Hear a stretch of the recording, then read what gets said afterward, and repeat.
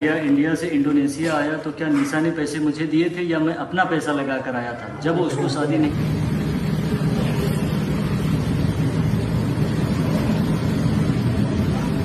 Ustaz, orang tua sudah setuju, alhamdulillah. Qadar Allah beberapa hari lalu ia memberi kabar bahwa ia sedang menerima lamaran ikhwan lain. Beri saya nasihat Ustaz agar saya bisa melupakan dia. Taib. Saya mulai dari Quran surah Al-Hadid surah 57 ayat 22. Ma asaba min musibatin. Tidak pernah ditetapkan satu kejadian. Awas, hati-hati. Di bumi fil ardi wala fi anfusikum, atau menimpa dirimu, illa fi kitabin min qabli an nabraha, kecuali semua itu telah tertuliskan di dalam kitab sebelum semuanya nampak dalam kehidupan. Ayat ini ingin memberikan gambaran bahwa semua kejadian-kejadian yang terjadi di muka bumi ini, termasuk dalam terkait aktivitas kita, termasuk dalam pencarian jodoh kita, semuanya telah tertuliskan, diatur oleh Allah Subhanahu wa taala. Singkatnya, semua ada dalam aturan Allah.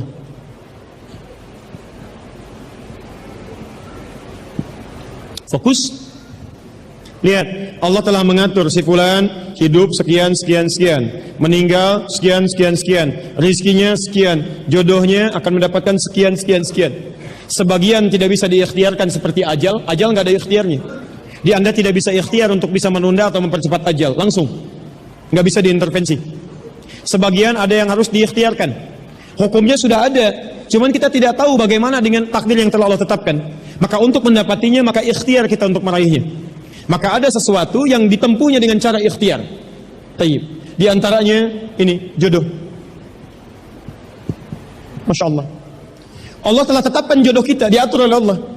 Ini yang terbaik untuk kehidupan kamu. Tapi Allah merahasiakan kepada kita siapa jodoh yang dimaksudkan. Maka kita berikhtiar, yang dengan ikhtiar itu ada pahala didapatkan. Saya ulang, ada pahala didapatkan, ada kenikmatan dalam mencarinya. Bayangkan kalau kemudian nikah aja tiba-tiba tanpa ada pencarian. Antum nggak akan pernah merasakan bagaimana nikmatnya ta'aruf, bagaimana nikmatnya mengenal, bagaimana mencari, bagaimana pahala bersabar, bagaimana nikmatnya berdoa, bagaimana istikharah dalam menentukan jodoh kita. Itu semua menghasilkan pahala dalam kehidupan kita. Maka yang pertama, lihat ketentuan Allah yang pertama, apapun ikhtiar yang telah Anda tempuh, maka semua ikhtiar ini tetap tidak akan keluar dari aturan Allah Subhanahu wa taala. Jadi kalau Anda sudah siap melamar, tiba-tiba, Masya Allah, dibalap oleh orang lain. Tolong. Fokus. Maka bagaimana cara memahaminya? Perhatikan. Ikhtiar yang Allah tetapkan dalam aturan yang dibuat tadi, boleh jadi tidak harus selalu menyampaikan kita pada tujuan yang kita inginkan. Karena aturan Allah itu ketika ditetapkan akan bersanding dengan maslahat bagi kehidupan kita yang menjalaninya. Ingat ini ya, ingat. Aturan Allah ketika menetapkan, fulan rezeki kamu sekian, fulan fisik kamu begini, fulan jodoh kamu si fulan, si fulanah. Ketika Anda menempuhnya dengan ikhtiar, tidak harus kemudian Anda meraihnya sesuai dengan keinginan Anda. Allah mengabulkan hanya apa yang Anda butuhkan, bukan apa yang Anda inginkan. Ada 3 jenis cara pengabulannya. 1.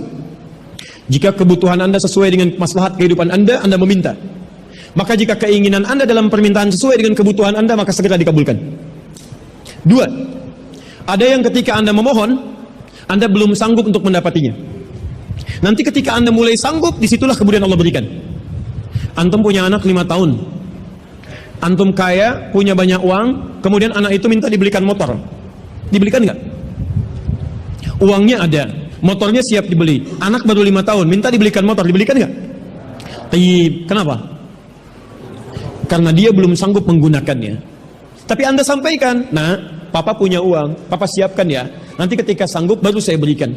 Demikian ketika Anda meminta kepada Allah Subhanahu wa taala dan memohon. Maaf, Anda mohon, belum dikabulkan juga. Boleh jadi bukan Allah belum mengabulkan, tapi Anda belum siap untuk menerimanya. Contoh, Nabi Muhammad SAW berdoa kepada Allah supaya kiblat dipindahkan dari Masjid Al-Aqsa ke Masjidil Haram. Kapan berdoanya? Sejak di Mekah. Kapan dikabulkan? Saat ke Madinah. Kurang lebih 3 tahun baru dikabulkan. Quran surah kedua Al-Baqarah ayat 144, paling kiri sebelah bawah. Qad nara taqalluba wajhika fis sama' falanuwalliyannaka qiblatan taradaha fawalli wajhaka syatrul masjidil haram. Muhammad, kami perhatikan engkau senantiasa menengadahkan wajahmu ke langit memohon, meminta. Lihat, maka mulai hari ini kami kabulkan doamu. Mulai palingkan kiblatnya dari Masjidil Aqsa ke arah Al-Masjidil Haram. Berapa lama Nabi berdoa? 3 tahun. Nabi Muhammad SAW berdoa 3 tahun baru dikabulkan oleh Allah. Kenapa baru dikabulkan? Karena pengalihan kiblat baru sesuai dengan kebutuhan umat Islam pada saat itu setelah 3 tahun. Nabi Ayub alaihissalam, antum kenal Nabi Ayub? Kenal di mana? Kadang-kadang kenal Nabi Ayub. Luar biasa. Tadi malam di Dumai ada yang kenal Korun. Bulan lalu di Lampung ada yang kenal Fir'aun. Masya Allah. Di Pekanbaru kenal Nabi Ayub. Luar biasa. Itu siapa sebetulnya? Nabi Ayub itu diuji dengan penyakit luar biasa. Maaf, tadinya kaya, punya istri yang sangat cantik, anaknya 12. Hari yang bersamaan, hari pertama, maaf, diuji dengan harta semua habis. 1 hari. Hari kedua, anak semua meninggal. Hari ketiga, diuji dengan penyakit, yang penyakitnya tidak akan pernah dialami orang setelahnya. Tidak juga dialami orang sebelumnya. Berapa diuji? 20 tahun. Beliau diuji 20 tahun. Apakah mengeluh? Tidak. Kata istrinya, kalau bahasa kita, papa kan Nabi. Angkat tangan papa, mohon kepada Allah. Mintakan sembuh aja, sembuh. Apa jawab Ayub? Berapa lama kita sehat dan senang? Kata istrinya, Masya Allah, 20 tahun. Berapa lama kita diuji begini? 7 tahun. Kata Ayub, nanti saja. Kalau usia ujian sakit sama dengan ujian sehat, sama-sama 20 tahun, baru saya memohon kepada Allah Subhanahu wa Ta'ala.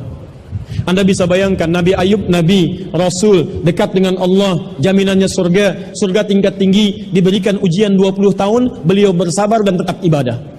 Antum, Masya Allah, mahasiswa, baru semester 5, bukan Nabi, bukan Rasul, surga belum jelas, amalan masih berantakan, hisab masih menegangkan, surga belum ada jaminan, baru 4 tahun.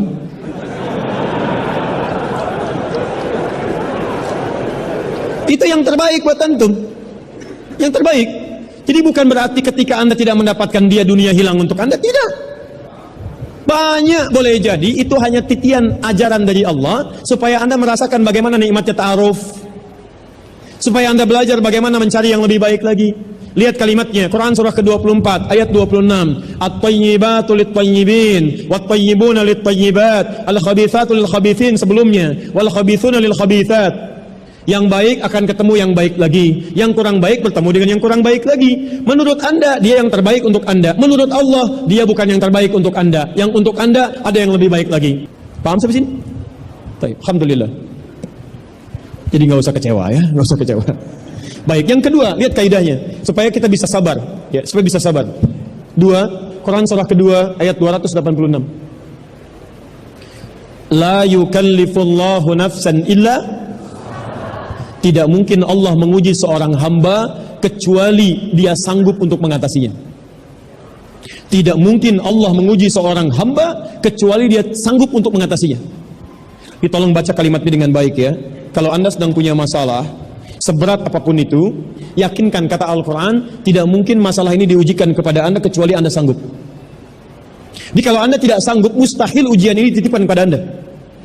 Jadi kalau Anda sekarang bisa sedang punya ujian seberat apapun, itu tandanya cuman Anda yang sanggup, yang lain tidak sanggup. Makanya tidak diujikan kepada pemuda lain, cuman Anda, karena Anda yang sanggup menanggung bebannya. Orang lain mungkin sudah naik ke atas atap tuh, loncat, tidak. Anda tidak. Karena cuman Anda yang mampu, bukan orang lain. Ketika Anda mengatakan, ya Allah, kenapa mesti saya yang diuji? Kenapa mesti saya mengalami? Why me? Kata Allah, why not? Kenapa tidak? Cuman kamu yang mampu, kamu yang harus dapatkan pahalanya, yang lain tidak. Cuman Anda yang jadi pemuda yang kuat, yang lain belum tentu. Tapi nggak usah terlampau bangga, langsung pulang dari sini bikin status. Memang cuman saya yang mampu, masya Allah.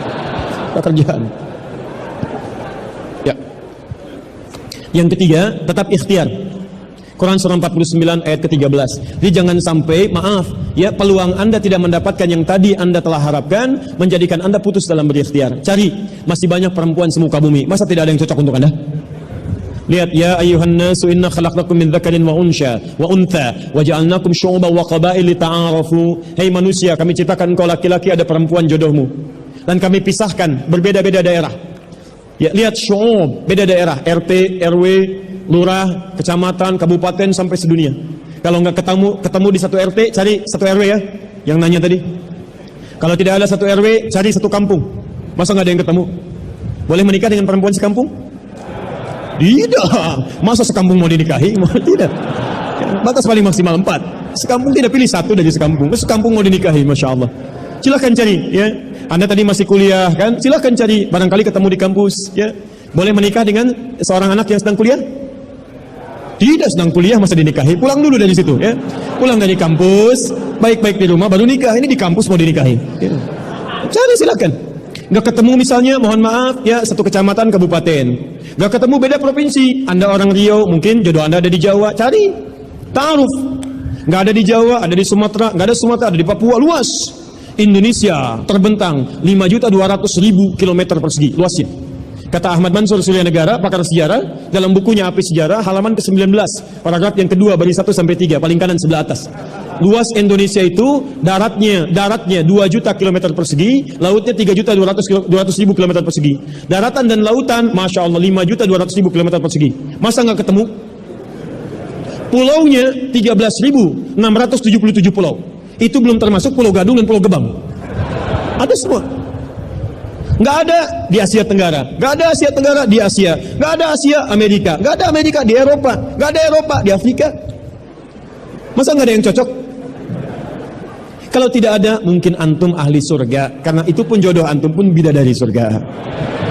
Masya Allah. Tapi sebelum ke surga, baiknya menikah dulu di dunia ya.